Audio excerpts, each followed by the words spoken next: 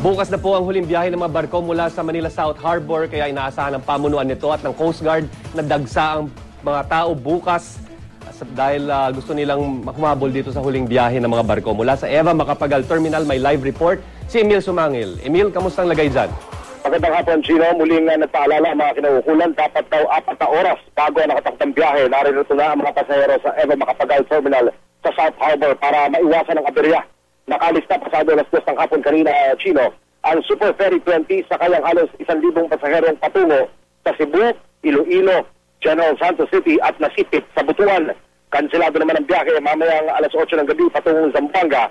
Makaraang madelay ang paparating na barko ng To Go Travel na magmumula sa daungan sa Dipolog.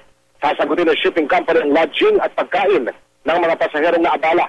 Nagsasagawa na rin daw sila ng tinatawag na text blast at call out para maabisuan ang iba pang pasaherong tatamaan ng problema. Bukas sa Miyerkules Santo, Chino, dalawa ang biyahe ng barko. Alas 5 ng hapon patungong Cebu, Surigao at Nasipit sa Butuan. Alas 8 naman ng gabi patungong Cebu at Cagayan de Oro.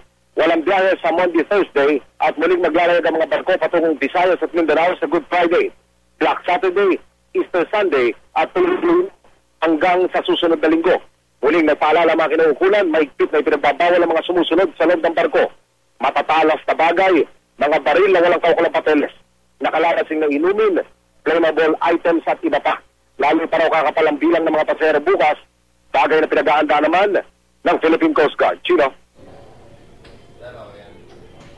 Maraming salamat, Emil Sumangil.